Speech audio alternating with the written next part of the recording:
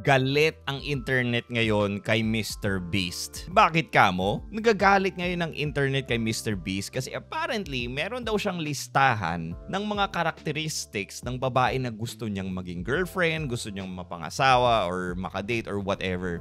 Meron daw siyang listahan nun and kailangan daw niya ma-meet yung listahan na yun before he dates that girl. And just for that, nagagalit yung internet sa kanya. Panoorin niyo to. The internet is angry at Mr. Beast for having standards for his future wife. Listen. This girl is beautiful, and then, but I have to go through the test because, like, I don't really get along with women if, like, they don't love learning, they're not obsessive, they don't have a hobby, they don't like there's just certain things where if you have these traits, we get along really well. Yeah. And if you don't, like, it's impossible for us to hang out. Yeah. So I had to put her through the ringer and start asking questions. Yeah. What do you do? And then she was like, I'm an author. And I was like, fuck yeah, good. She has a hobby. And then we started talking, and I just tried to get a feel if she likes learning. Like, you know, whatever. What do you like to do?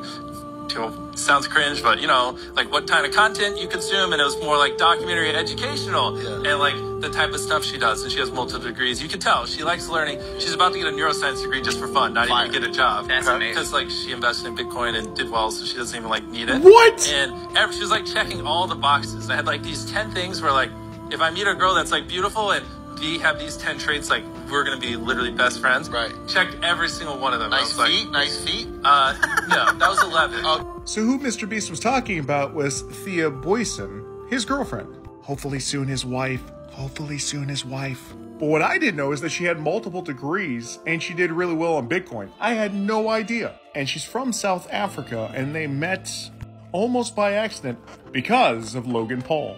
So big ups to Logan Paul. Because of Logan Paul, Mr. Beast met Mrs. Beast. And they're going to have a wonderful life together.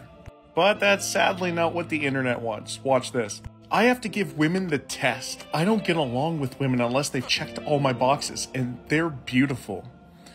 YouTube's biggest creator lists tablet of commandments women must adhere to so to gain his interest. If you encounter a man like this, please just run.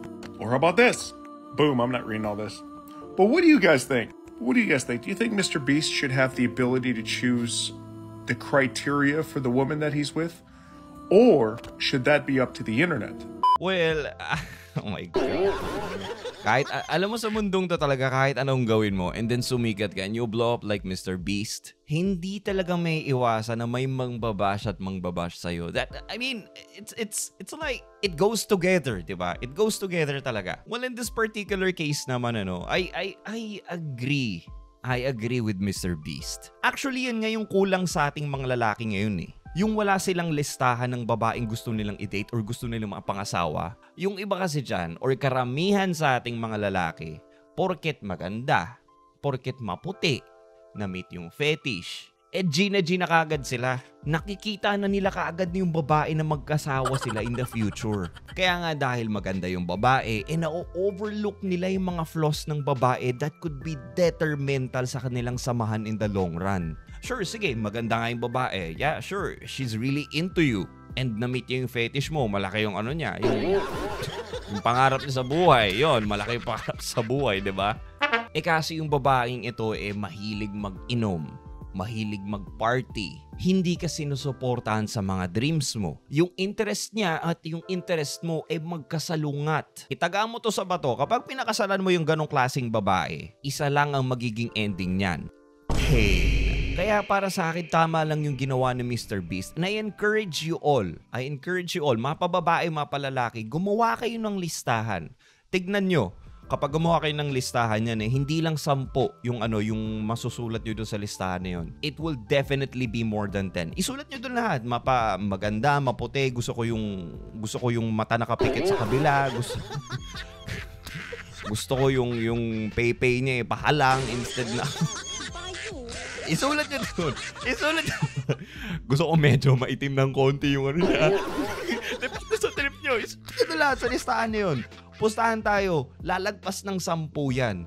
Pero here's what I want you to do. Kung gaano man kahaba yung listahan yan, sabihin natin umabot siya ng 50, no? I-narrow mo siya sa 10. Inaro mo yung listahan na yun sa 10 lang. And yung sa 10 na yun, yun yung top 10 dapat na gusto mong mahanap sa isang babae. Yung hindi pwede mawala sa isang babae na pakakasalan mo in the future. Yung non-negotiable talaga na kapag ganitong klase yung babae, hindi talaga, ayoko, it will not work with me. For example, kunyari may red flag sa babae na malakas uminom or talagang hilig lifestyle niya talaga mag-inom.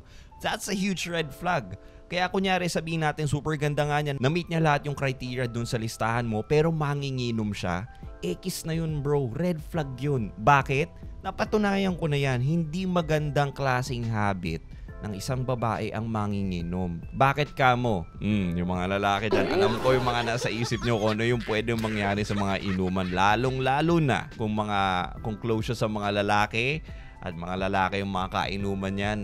Pre, sakit sa ulo yan, idolo. Trust me, one of the biggest red flags yan sa listahan ko. Okay lang yung mag-inom actually. Okay lang yung mag-inom pa. Paminsan-minsan, ganyan. Pero kapag lifestyle na niya, yung sabihin natin, hindi naman every night, kawawa naman yung atay niya. Sabihin natin hindi lumalagpas yung isang linggo na hindi siya nakipag-get together sa mga friends niya and mag-girls night out sila every night, every Friday, mag-bar hopping sila, club hopping.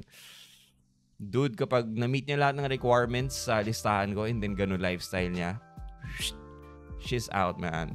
I'm sorry, I cannot deal with that anymore. I've been there. It's not a pleasant fucking experience, guys. Believe you me. Depende na lang siguro kung kayo din manginginom at lagi nyo siyang kasama sa inuman. Yeah, it really depends on your list talaga. So I guess what I'm trying to say here, guys, is don't hate on Mr. Beast because he has a list of what he wants to marry in the future or who he wants to date in the future or maging girlfriend man niya in the future. Don't hate him for that. Kasi yun ang kulang sa ating mga lalaki. Dali, I encourage you guys, gawin niyo yung challenge ko sa inyo. Gumawa kayo ng listahan ng mga babaeng gusto nyong makilala talaga. And once you make that list, and keep that list in your mind, actually the universe will give you that particular girl, and that's the law of attraction, diba? What you keep in your mind, you will manifest. And that's true. I believe that shit. So that's my challenge to you guys. And yeah, I would also like to know what you think about Mr. Beast's list or how he deals with dating girls. Let me know in the comment section below if you're on the same boat with Mr. Beast or not. And let's have a friendly discussion there, huh? And don't forget to subscribe, mga sigarilyo, to see more contents like this. I'll see you next time.